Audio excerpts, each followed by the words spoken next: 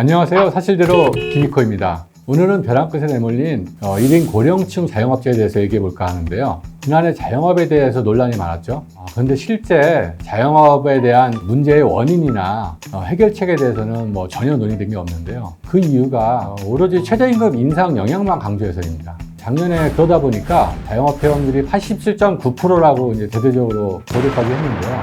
완전 엉터리 계산법이죠. 10군데 중 9군데가 폐업했다는 게 말이 안 됩니다. 그렇게 나오게 된 것은 지난해 자영업자 폐업 수를 신규 업자로 나눠서 그렇고요. 그것도 2016년치 자료입니다. 게다가 개인 사업자가 법인 사업자를 더하고 도소매 음식 숙박 4개 업자만 한 것을 가지고 부풀린 건데요. 다시 계산을 해보면은 지난해 2017년도 자영업 폐업률은 11.7%로 0.5%포인트 감소했고 작년에는 11%가 나왔습니다. 역대 자영업 폐업률 중에서 가장 낮은 수치입니다. 이렇게 자영업 폐업률이 낮은데도 불구하고 자영업이 어렵다 이런 불만들은 많이 나오고 있는데요. 그럴 만도 합니다. 왜냐하면 2002년 이후에 국내 자영업자 수가 꾸준히 줄었습니다. 이명박 정부 때 28만 명이 줄었고요. 박근혜 정부 때는 15만 명이 줄었습니다. 문재인 정부 들어와서는 2년간 한 2만 명 정도 늘긴 했지만 자영업자가 줄어들 추세는 지속될 것으로 보입니다. 또 하나는 자영업에 대해서 실제로 수익성 분석한 게 없습니다. 전체를 언급한 것은 없고 서비스업이나 유통업체, 프랜차이즈 이렇게 업종별로 조금씩 나온 게 있는데 대충 추산을 해보면은 최근에 매출액은 늘고 있는데 이익률이 저하되는 현상이 나타나고 있습니다. 이런 문제들로 인해 가지고 자영업자가 이제 어려움을 느낀다고 말을 할 수는 있는 상황입니다.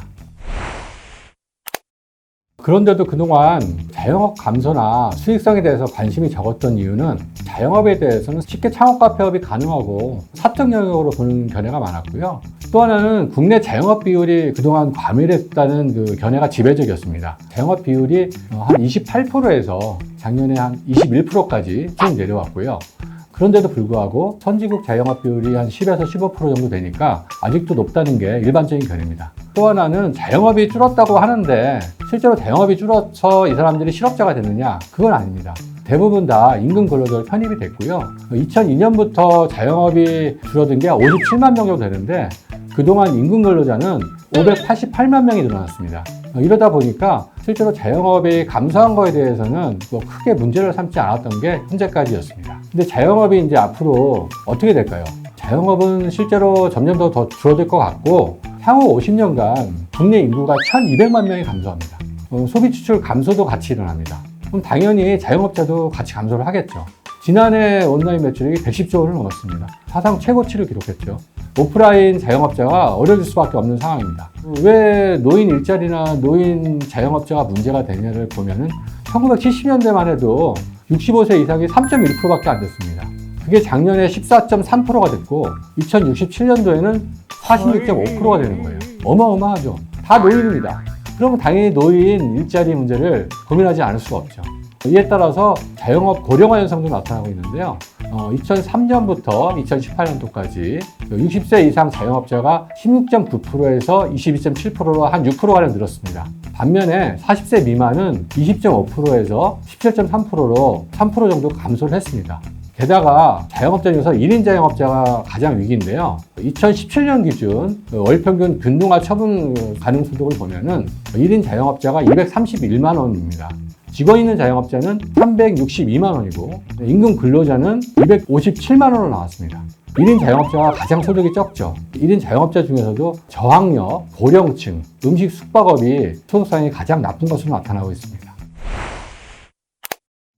현재 자영업 비율을 보면은 전체 취업자의 한 21% 정도 됩니다. 그 중에서 직원 있는 자영업자는 30%고 그다음 1인 자영업자가 70%를 차지합니다. 근데 지난해 최저임금만 강조했죠. 영업이 어려운 자영업자한테 핑계거리만 줬을 뿐입니다. 오늘날 그 인구 감소와 그다음 산업구조 변동을 고려해서 청년, 장년, 노년별 이런 연령대별과 1인 자영업자, 직원 있는 자영업자를 구별한 계층별 자영업자로 세분해서 자영업 정책을 세워야 합니다. 지금처럼 자영업 수를 그냥 유지를 하거나 최저임금 타령으로 단편적인 비용으로만 몰아가서는 자영업 문제를 해결할 수 없고요. 희망 고문만 줄 뿐입니다.